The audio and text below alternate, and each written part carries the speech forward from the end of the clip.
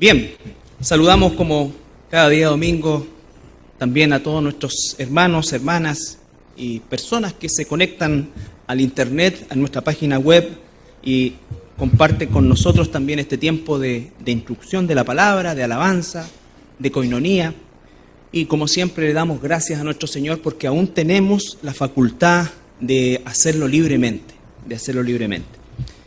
Quizás nosotros no logramos dimensionar con total claridad lo que significa esta oportunidad que tenemos cada día domingo y cada día de reunirnos en la iglesia y de poder siquiera portar una Biblia en nuestras manos.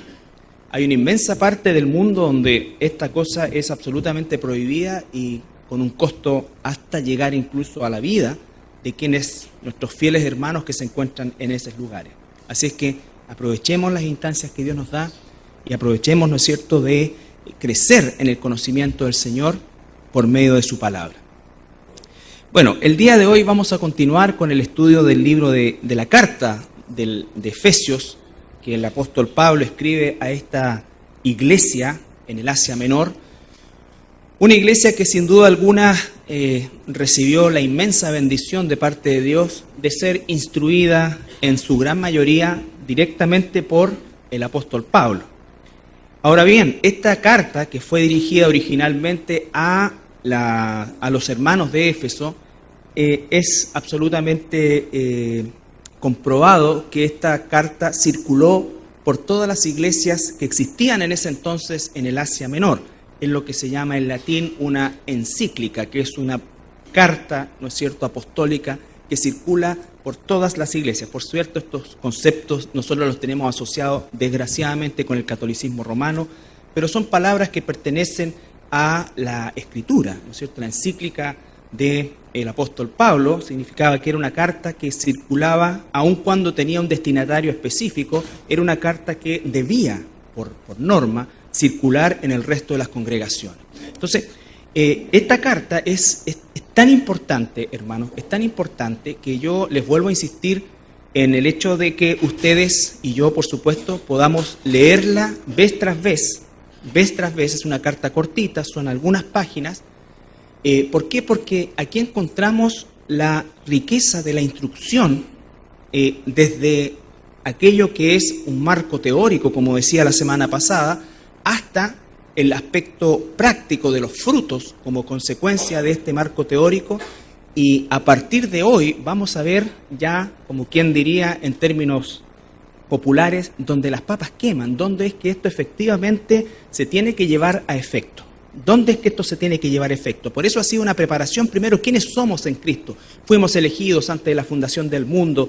Dios, ¿no es cierto?, nos concedió ser sus hijos y después dice que si somos hijos de Dios, damos frutos como tales y en definitiva va haciendo toda una performance de lo que es un cristiano desde su definición teológica hasta, por supuesto, su identificación en relación al mundo. No puede existir o no debe existir un cristiano que efectivamente lo sea y que no dé fruto. Entonces, eso es en definitiva también la parte que hemos revisado de este último tiempo. Sin embargo, todo eso quedaría incompleto si finalmente eso no tiene una aplicación en la vida diaria. En la vida diaria, es decir, donde realmente nosotros nos movemos rutinariamente cada día, donde realmente nosotros estamos ejerciendo estos principios y esta condición de hijos de Dios. Solamente para recordar, hay tres cosas o tres frutos o tres aspectos, más que frutos en realidad, que un cristiano debe observar permanentemente y crecientemente en su vida para poder entender lo que vamos a estudiar a partir de hoy.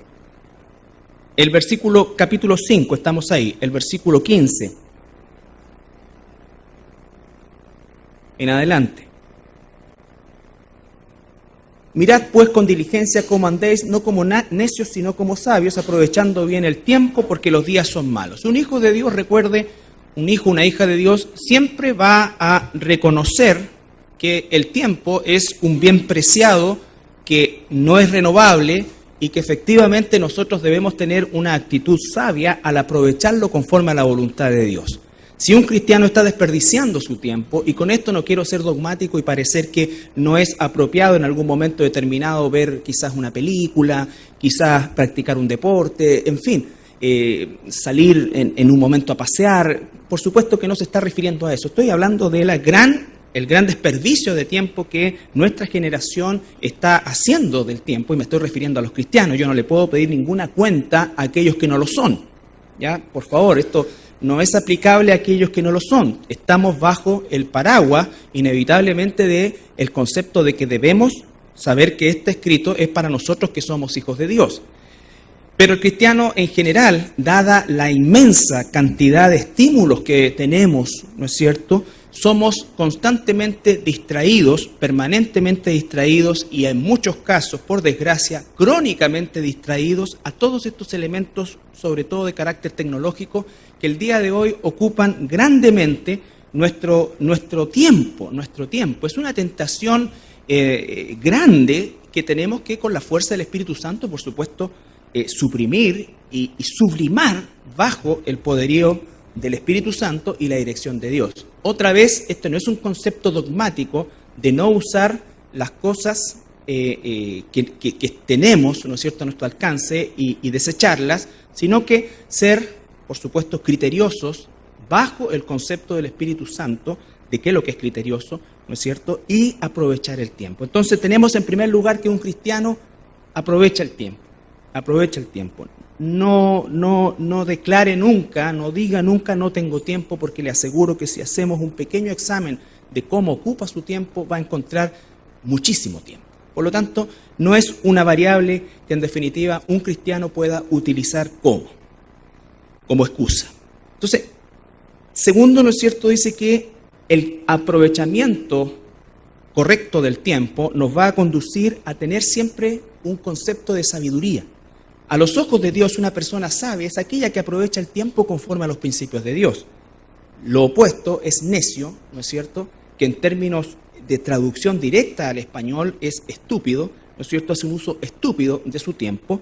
¿Por qué? Porque en definitiva nosotros tenemos que entender que la palabra de Dios está escrita en aspectos de carácter de orden, no de sugerencia. La Biblia no es un libro de sugerencias. La Biblia es una ordenanza que el Señor mismo ha escrito y que el Señor mismo, a quienes somos sus hijos, nos da el poder de cumplir. Por eso es que es tan, vuelvo a insistir, equivocado muchas veces colgarle el título de cristiano a personas que viven crónicamente, permanentemente, sin ninguna intención de hacer la voluntad de Dios y además con una cierta animadversión incluso a la voluntad de Dios. Eso, hermanos, no es juzgar a alguien, sino que es discernir quién es quién. Y eso es importantísimo porque también hay una normativa de cómo es que debemos conducirnos con este tipo de personas, que dicen ser, pero actúan de una manera diametralmente opuesta. No estoy hablando de aquel que cae en un pecado, de aquel que se arrepiente, de aquel que es dolido y aquel que efectivamente quiere salir de esa condición y lo demuestra por sus hechos. Estoy hablando de aquel que es desde el extremo de indiferencia, porque hay personas que quizás no tienen una vida licenciosa o no atentan directamente con los principios de Dios, pero tienen una indiferencia absoluta hacia las cosas de Dios, una indiferencia absoluta hacia, ¿no es cierto?, lo que es la palabra, lo que es la iglesia, lo que es todo aquello que pertenece a la vida y a la piedad. También es preocupante y es algo que debemos nosotros estar monitoreando permanentemente. Entonces, el uso sabio del tiempo, aprovechando porque sabemos que los días son malos y a medida que nos acercamos al evento próximo que estamos esperando como cristianos, que es el rapto, van a ser peores. No hay esperanza en este mundo, lo que no significa que vivimos como cristianos deprimidos, al contrario. Nosotros estamos ansiosos de ese regreso del Señor Jesucristo por nosotros, por su pueblo, por su novia. Por tanto, sigue el versículo 17, no seáis insensatos, otra vez utiliza la palabra insensato, ¿no es cierto?, sino entendidos de cuál sea la voluntad de Dios. Como consecuencia de ese aprovechamiento del tiempo, sin duda alguna, tú vas a poder conocer cada vez en mayor profundidad la voluntad de Dios. Eso significa que la voluntad de Dios está expresada en su palabra. Hablamos largamente acerca de esto, muchas veces los cristianos erramos, ¿no es cierto?, el blanco y pecamos porque pretendemos que Dios nos guíe en una decisión particular cuando estamos completamente faltos del cumplimiento de la voluntad expresada, Entonces, cuando no está la voluntad expresada fuerte en nuestra vida, inevitablemente las decisiones personales, porque la Biblia nos dice exactamente si di sí a ese contrato, ¿cierto? O sí, trasládate a cuál lugar. Esas decisiones nosotros muchas veces vemos a la gente que está orando por esa decisión intensamente y después como que siente una tranquilidad que puede ser emocional, ¿no es cierto? Y dice, sí, en realidad el Señor me ha revelado que sí, que me vaya. Pero si examinamos la vida de esa persona desde el punto de vista espiritual, probablemente, en la gran mayoría de los casos y por desgracia, es, ¿no es cierto?, absolutamente insuficiente y a veces con mucha tristeza, nula el desconocimiento de la palabra. Estoy hablando de personas que ya tienen un tiempo como cristianos, personas que debieran estar permanentemente consultando la Escritura. Entonces, obviamente, los resultados muchas veces son resultados nefastos. Y aunque quizás hubo un progreso en lo material, hay un retroceso inmenso o finalmente se revela quién es verdaderamente un hijo de Dios. Esa persona termina por disociarse completamente de cualquier estructura que pudiese acercarlo a Dios. Entonces, esto es fundamental, ser entendido la voluntad de Dios. Dios te va a guiar, Dios me va a guiar, por supuesto, pero no a través de calorcito, ni de estar muy...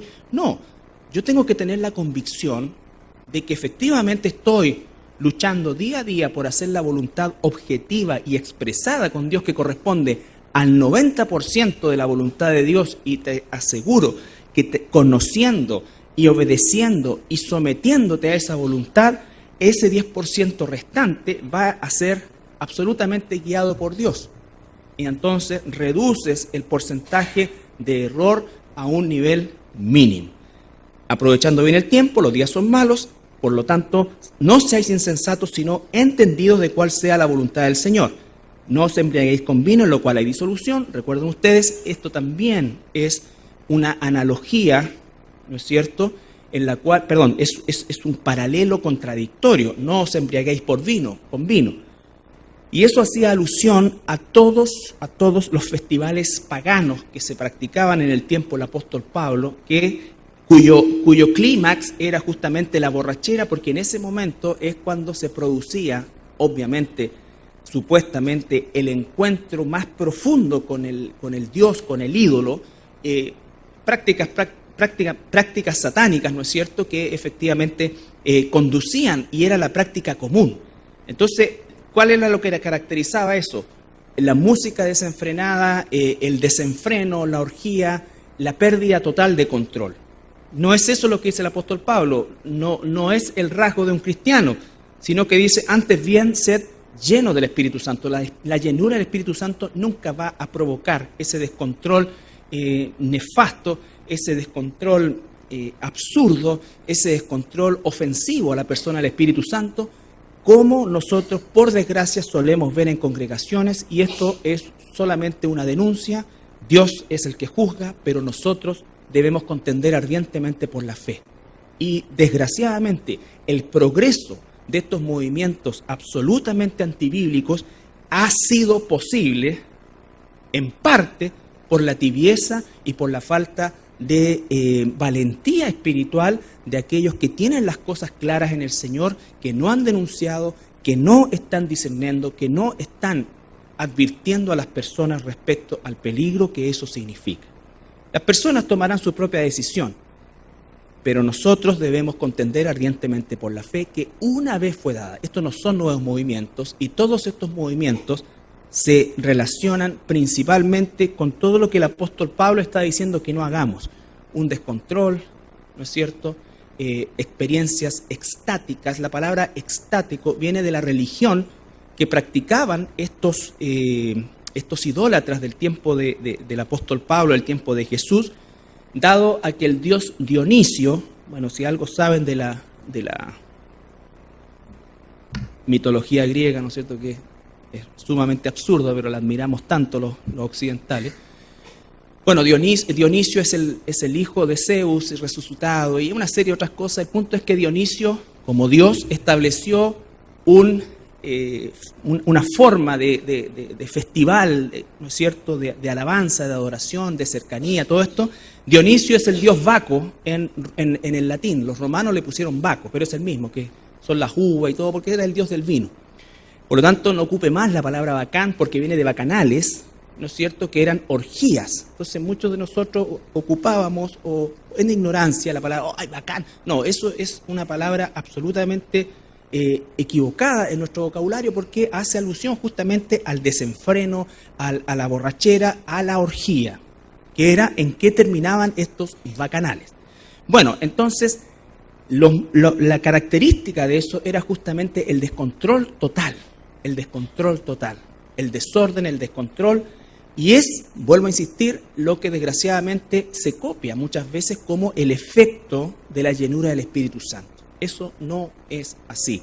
La llenura del Espíritu Santo produce todo lo que ya hemos analizado a lo largo de todo el libro y especialmente en el capítulo 5, que estamos analizando ya hace varias semanas, y solamente por tocar, el versículo 1 dice: sed pues imitadores de Dios como hijos amados, y andad en amor como también Cristo nos amó. Andad como Cristo, andad en amor. Por lo tanto, el modelo no es el apóstol X, no, el modelo es Cristo. ¿Cómo andaba Jesús? Alguna vez Jesús perdió el control y Jesús es el hombre perfecto, 100% lleno del Espíritu Santo cada segundo de su vida. Y en él no vemos eso. En sus apóstoles tampoco vemos eso. En la iglesia primitiva tampoco vemos eso. Lo único que vemos asociado a esto, que está tan regado y popularizado en el evangélico de hoy, se relaciona directamente con estos bacanales. Sí, la orgía sexual, ¿no es cierto? Aunque en algunos casos ha llegado a aspectos realmente burdos, realmente ofensivos. Y no hay otra palabra al respecto. Entonces, ser lleno del Espíritu Santo es una cosa diametralmente opuesta e implica que los frutos que el Espíritu Santo produce son, no lengua, bueno, y la religión, perdón, me había quedado ahí, la religión que fundó o que creó supuestamente es éxtasis. Éxtasis, ¿qué significa eso? De extasia. Entonces, todas las experiencias extáticas se refieren a este tipo de manifestaciones, como por ejemplo el balbucear monosílabos o expresiones absolutamente incoherentes, pretendiendo una lengua, ¿no es cierto? Incluso una lengua angelical. ¿Qué culpa tienen los ángeles? Entonces, todo ese tipo de cosas que se practican con tanta naturalidad, con tanta frecuencia y con la aprobación del resto del mundo cristiano, porque obviamente si tú vas a denunciar eso, que debiéramos hacerlo, efectivamente somos inmediatamente catalogados como faltos de amor, como personas que en definitiva no permitimos, como lo dije la semana pasada, alguien me dijo que yo no permitía, yo no permitía que el Espíritu Santo se manifestara. Imagínate que yo voy a impedir que el Espíritu Santo se manifieste, ¿a dónde? ¿Ya?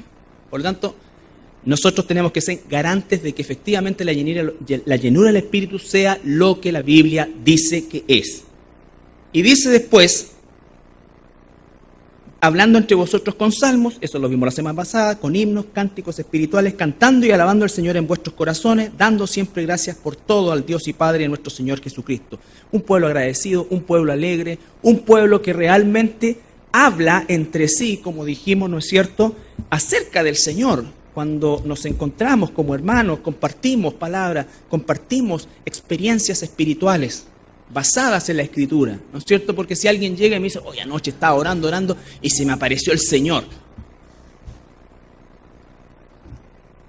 O sea, puede que haya sido el ángel Moroní, puede que haya sido un demonio, puede cualquier cosa, pero el Señor no, porque Dios ya no habla, ya no usa eso, ya no lo usa. Dios, dice Hebreos, se manifestó de muchas maneras antes y hoy se manifiesta por medio de su palabra. Es ahí el punto, y el Espíritu Santo que viene a morar en nosotros. A nosotros no se nos tiene que aparecer el Señor. Si se te aparece algo y te dice soy el Señor, sale arrancando. El Señor vive en nosotros. por medio del Espíritu Santo. Entonces, ¿qué aparición estamos hablando?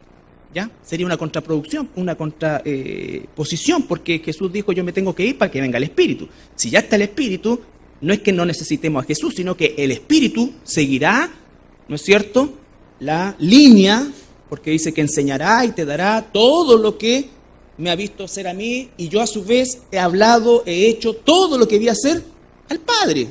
Es una conjunción perfecta, por lo tanto ya no necesito que se me aparezca alguien. ¿Ya? Pero estamos llenos de ese tipo de experiencia. Locos que dicen que fueron al cielo, locos que dicen que fueron llevados al infierno.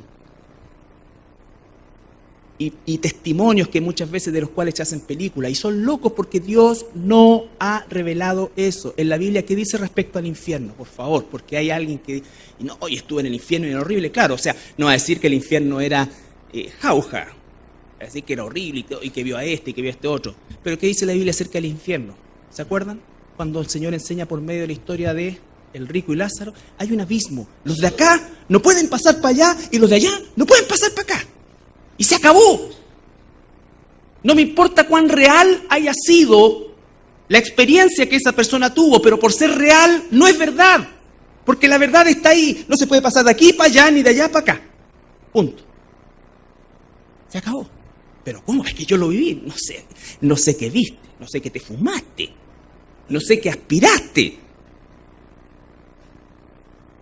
Pero al infierno no fuiste. Ahora, es posible que vayas. Pero cuando vayas, no vas a volver. Y no va a poder ir nadie de acá, ni siquiera a mojarte la punta de los labios. ¿Te das cuenta? Eso es la Escritura. La Escritura es... Ay, no sonó fuerte que resultó. La Escritura es absoluta. Ahí está. No se puede pasar de aquí para allá ni de allá para acá. Punto. Por lo tanto, cualquier experiencia de que vi esto, otro, no. Ni que el ángel de la guarda. ¿Qué ángel de la guarda? Tengo al Espíritu Santo. El Espíritu Santo. Es el Espíritu Santo el que me cuida, es el que me guía, es el que me protege. Entonces, versículo 21. Y aquí llegamos a la introducción de esto y es importantísimo. No vamos a predicar 2 horas, no se preocupe.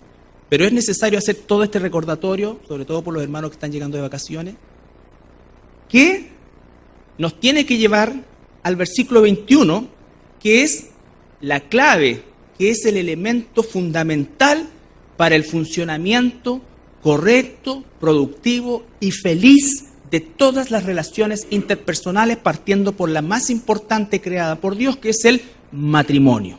No lo vamos a ver hoy día, solamente estamos en la parte de la introducción. Pero si usted aprovecha el tiempo, conoce la voluntad de Dios, está lleno del Espíritu Santo, no va a tener problemas en cumplir amorosamente y productivamente todo lo que viene del versículo 21 en adelante, porque lo primero que dice es: sométanse unos a otros en el temor de Dios, en términos genéricos. Sométanse unos a otros en el temor de Dios. Ese es el punto de partida. Ese es el punto de partida. ¿Qué es lo que vemos hoy día en nuestra sociedad? Todo lo contrario. La familia, mucha gente está preocupada por el peligro de extinción de muchas especies animales, y esto no significa que no tengamos responsabilidad en esa, pero ¿saben? La especie que está al borde de la extinción es la familia como Dios la creó. Hoy día la redefinición que la sociedad ha hecho de la familia es absolutamente contraria a la voluntad de Dios. Quiero citarle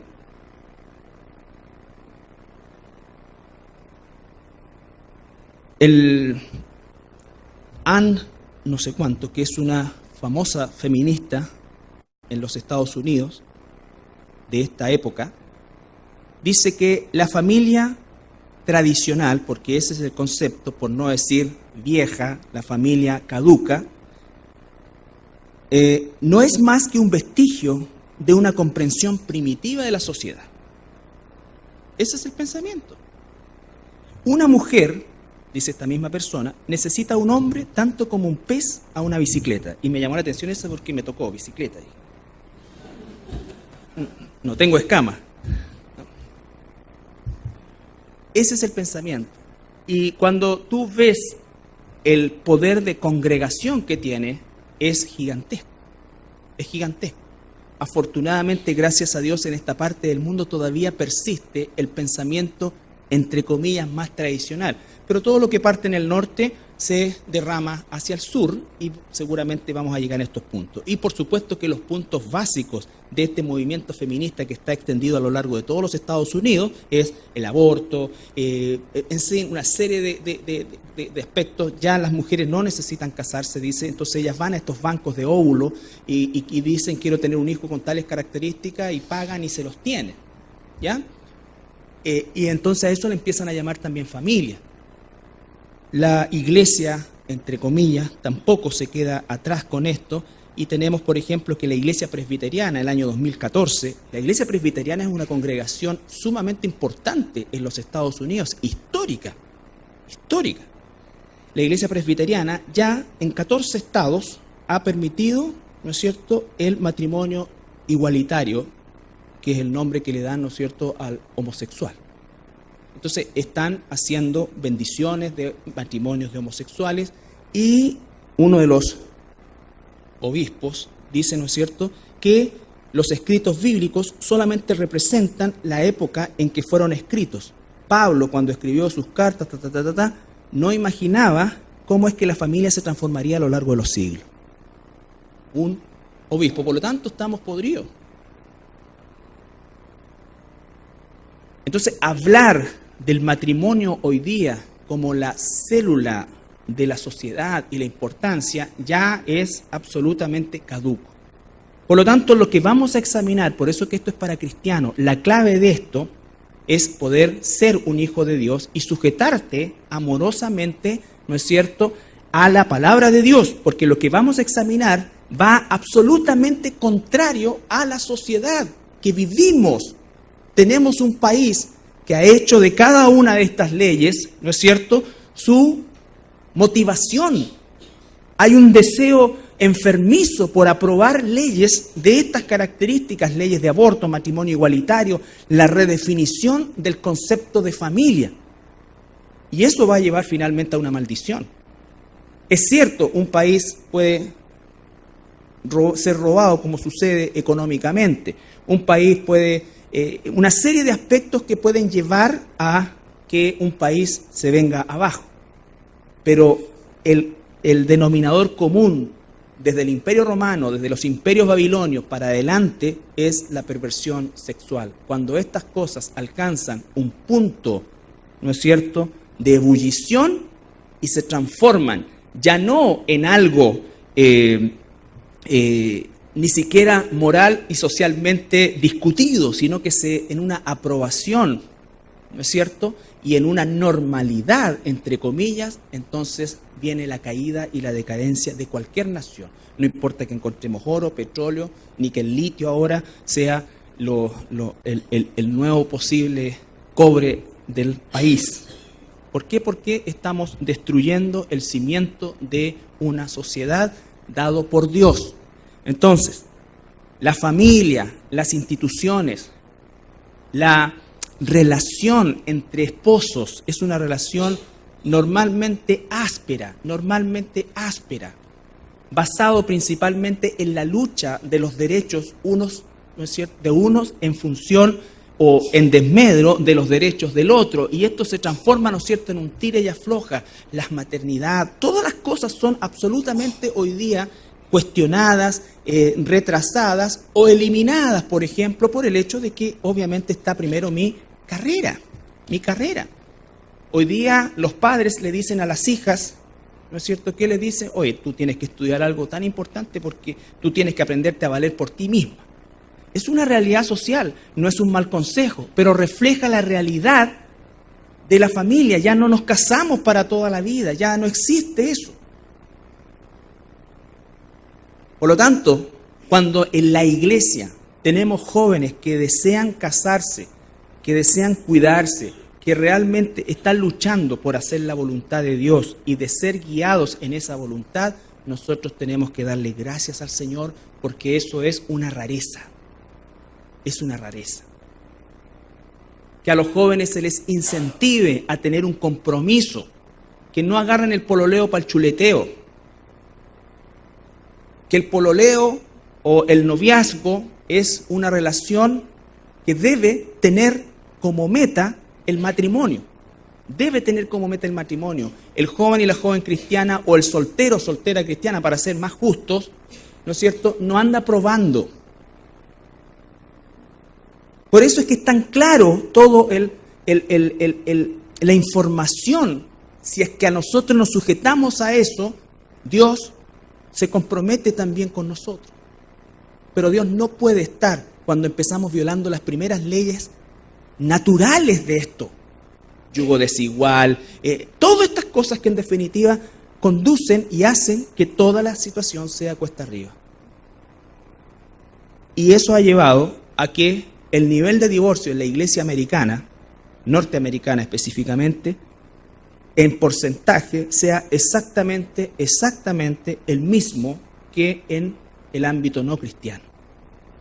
Porque van con el mismo egoísmo, con el mismo interés, con la misma situación, ¿no es cierto?, de malformación y con la confusión de que el amor tiene que ver con deseo, con gusto, con atractivo. Cosas que, por cierto, deben estar. Tienes que casarte con una mujer y con un hombre que te guste, pero eso no lo es todo. De hecho, eso es muy poco. Es muy poco. Y el matrimonio se mantiene en el tiempo. Antes por lo menos se mantenía por razones sociales, porque tener un separado en la familia, ¿no es cierto? Incluso había una canción de la Nidia Caro que ganó un festival de la OTI. No, se me cayó el carnet. Decía, esta va a caer mal, siempre suele llegar de madrugada. ¿Se acuerdan? ¿Cuántos novios tendrá? ¿De dónde lo sacará la separada? Ya. Entonces era un mal social. Hoy día, nada. Hoy día nada. Iba a decir algo, pero después puedo ofender a la gente. No. Pero hoy día todo no solamente es natural, sino que ya, y tú vas a decir, oye, pero... Entonces, hoy día, dar siquiera tu posición, caes en la intolerancia, entendiendo que ni siquiera ellos tienen claro la definición de tolerancia. Actúan exactamente como aquello que están criticando. Entonces, dice la palabra, someteos, versículo 21, capítulo 5, someteos unos a otros en el temor de Dios. Ahí está la clave. Para que una esposa se someta a su esposo, tiene que estar llena del Espíritu Santo. Para que un esposo ame a su esposa como Cristo amó a la iglesia, tiene que estar lleno del Espíritu Santo. Para que un hijo se sujete a sus padres, tiene que estar lleno del Espíritu Santo. Para que los padres guíen a los hijos, tienen que estar llenos del Espíritu Santo. Esa es la clave. ¿Por qué? Porque toda la historia como cristianos, la ordenanza que se repite es: libérate, sale, gana tus derechos. No, sométete. Sométete. Y ya con esa palabra, olvídate. Y la palabra es, por aquí la tengo,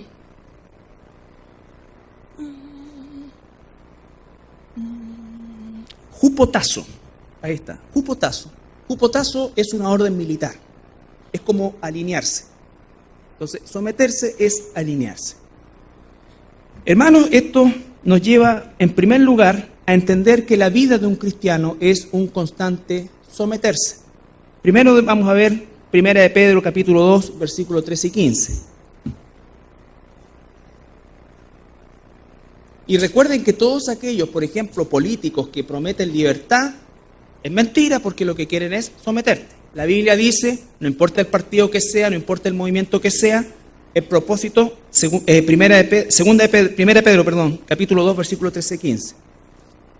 1 de Pedro 2, 13 y 15. El propósito de los políticos, de quienes nos gobiernan, es enseñorearse de nosotros. Esa es una realidad. Sin embargo, no nos dice ser revolucionario, destruye, anarquista. No, sométete a las autoridades. 1 de Pedro, capítulo 2, versículo 13, sí. Por causa del Señor, no tuya, no mía, nos vamos a someter por causa del Señor, porque el Señor demanda que nosotros vivamos y nos sometamos a las autoridades civiles, hasta cuando estas autoridades civiles nos prohíban hacer aquello que es prioritario en nuestra vida, que es la palabra de Dios, vivir como hijos de Dios. Y ahí tendríamos que decir como el apóstol Pablo: entonces ustedes tienen la libertad de tomar las acciones que quieran, porque nosotros no dejaremos de hacer y de decir, de predicar lo que hemos visto y oído. Esa es la única razón. Sin embargo, dice: por causa del Señor, someteos a toda institución humana. A veces las personas dicen: pero ¿para qué nos vamos a casar si nosotros hemos hecho un compromiso con el Señor? Además que el matrimonio civil es del hombre. No.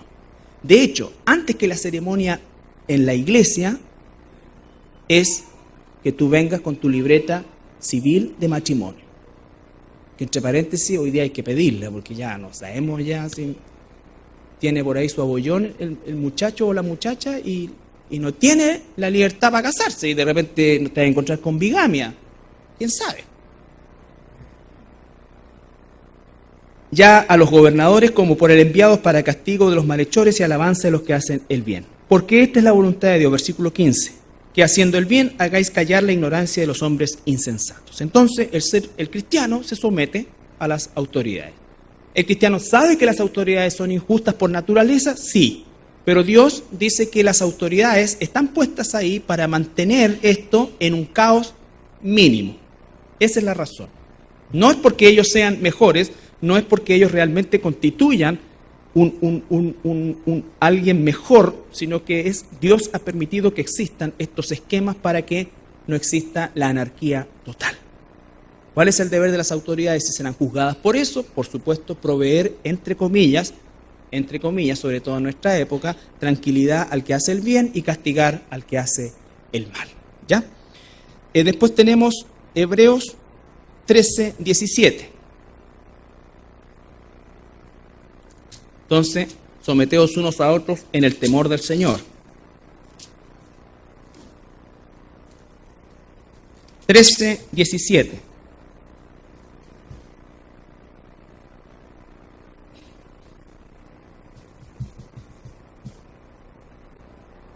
Dice: obedeced a vuestros pastores y sujetaos a ellos, porque ellos velan por vuestras almas como quienes han de dar cuenta, para que lo hagan con alegría y no quejándose, porque esto no es provechoso. Entonces, tenemos esta combinación que se da en la iglesia y que se da en la familia y que se da en cualquier situación de relaciones interpersonales como cristianos. El Señor establece una autoridad, pero una autoridad sujeta.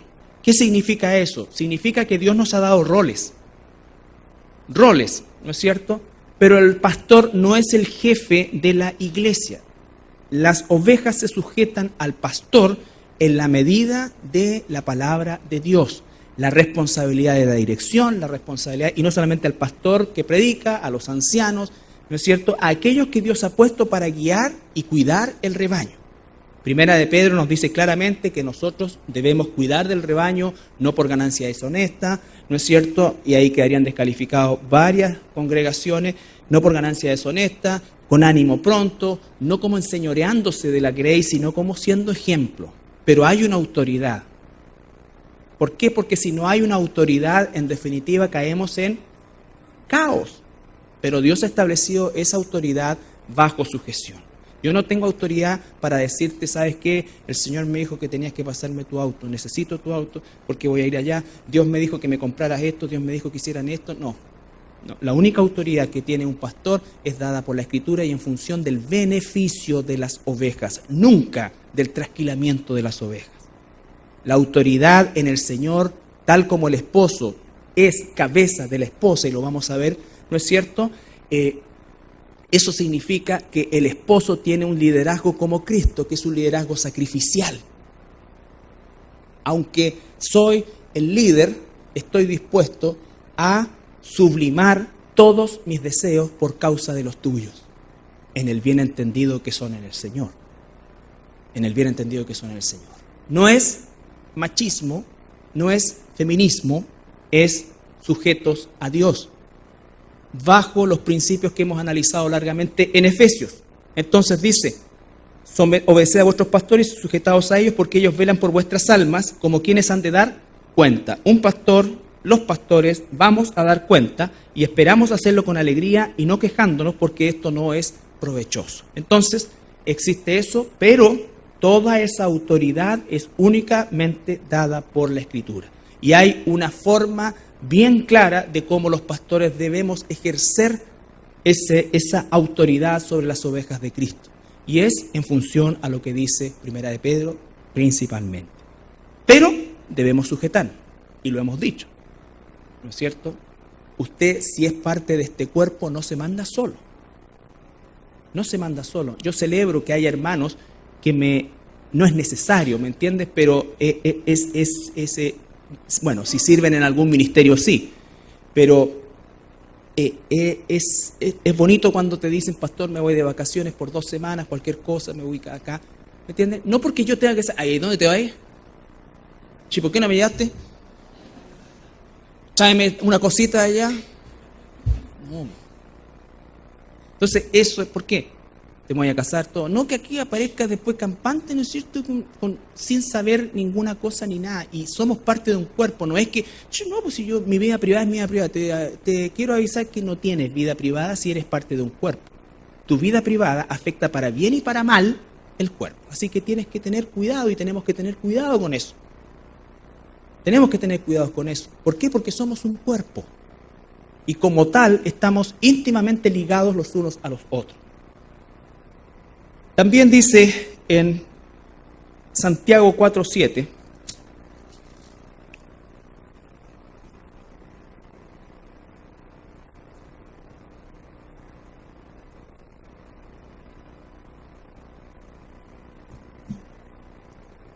Santiago 4:7,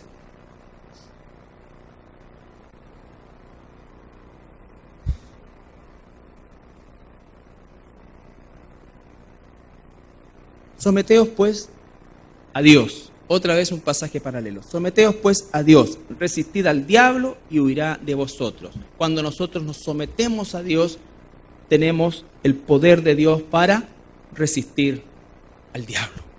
Para resistir al diablo. Y dice que el diablo huirá de nosotros, no desaparecerá, huirá, volverá. Pero en la medida que nosotros aprendemos a resistir, igual que un músculo, comenzamos a tener un mejor tono, más fuerza, y entonces el diablo se va a tener que esforzar mucho más la próxima vez que quiera sacarme de balance. Pero por desgracia hoy día yo creo que el diablo está roncando y él nos bota. ¿Por qué? Porque nosotros no estamos cumpliendo amorosamente, y recalco eso, amorosamente la voluntad de Dios. Si yo preguntara hoy, vuelvo a insistir y parezco majadero, pero esa es la función. La función de un pastor es repetir lo que tú ya sabes, pero no estás haciendo. Y como no estás haciendo, te estás debilitando. Y como te estás debilitando, vas a pecar. Y el pecado te va a separar de Dios. No, Dios se va a salir de ti si eres un verdadero cristiano. Te vas a debilitar. ¿Qué estás leyendo hoy en la Escritura? ¿Cuántas veces has vuelto a leer el libro de Efesios en este año que llevamos estudiando la carta a los Efesios? Simplemente eso. Simplemente eso. Te has metido a la página web, has revisado estudios los días que no viniste. Mira, la página web es una bendición gigantesca, pero ¿sabes para quién? Para gente de afuera. La gente de la iglesia prácticamente no la ve. No la ve. Bueno, no es necesario que la esté viendo, ni que... No, pero es un denominador, ¿no es cierto?, que nos ayuda a entender muchas veces que tenemos tantos recursos que no los aprovechamos. No necesitamos sentarnos a preguntarnos, bueno, ¿y qué leo? Por eso es que estamos haciendo estudios sistemáticos permanentemente, para que sigas la misma línea. Porque Dios te va a hablar a ti de manera personal en Efesios. Porque a ti como esposo, Dios te va a hablar de si estás sometido a Dios y realmente somos el ejemplo que Dios quiere que seamos. A ti como esposa, te estás sujetando a tu esposo, no si él se merece que te sujetes, sino que si realmente tú te estás sujetando. Imagínate que hay una novela, ¿cómo se llama? La Chúcara. Puta. O sea, las hermanas que ven esa porquería salen, pero envalentonadas. No, pues entonces ahí tenemos que cuidar lo que vemos, todo. O al hermano que le gustan las películas mexicanas, del machote. No. ¿Te das cuenta? Esas son las cosas que tenemos que restringir e irnos a la palabra de Dios. Los que las mujeres callan y toda esta cuestión. Entonces la gente, ay, este es machista. No, porque ahí salen envalentonados. Pero en mala. En mala. Yo soy rebelde, ¿y qué? Y entonces estamos nosotros como iglesia destruyendo el modelo de la familia. Destruyendo el modelo de la familia. ¿No es cierto? Esto, ¿sabes qué? Se da desde los matrimonios pastorales. Hay gente que le gustaría que mi esposa predicara y que hiciéramos congresos de mujeres. Está ahí loco. Su deber es ser mi ayuda idónea. Conmigo ya tiene suficiente. Ese es su deber en la vida. Por supuesto que puede enseñar niños, mujeres, y lo hacen.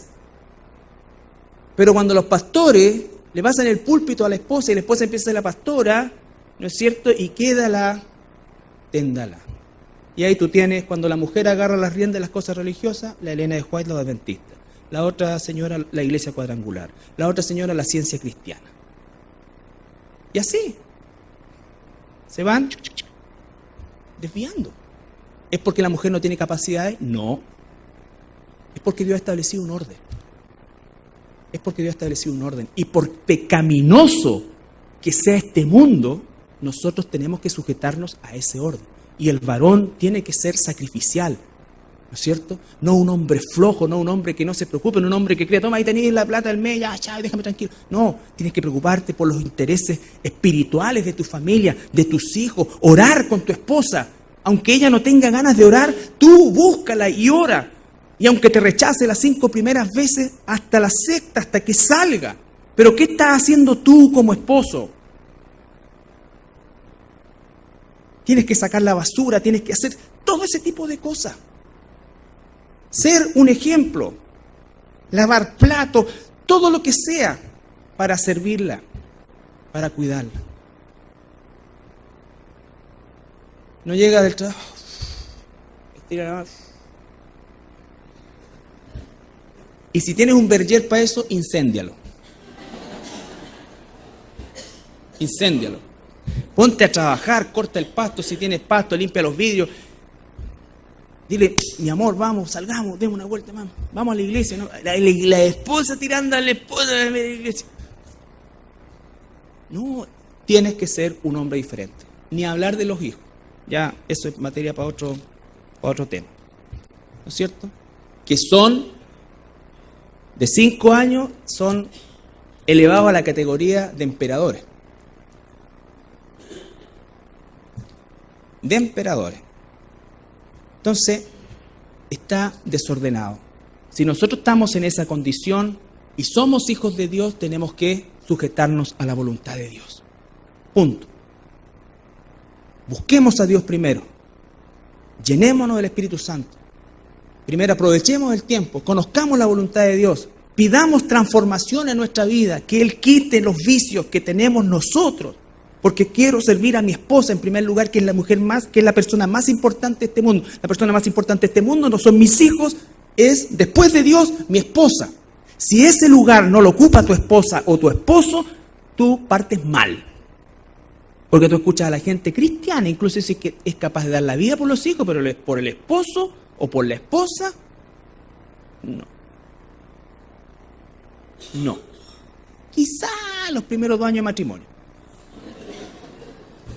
Quizá.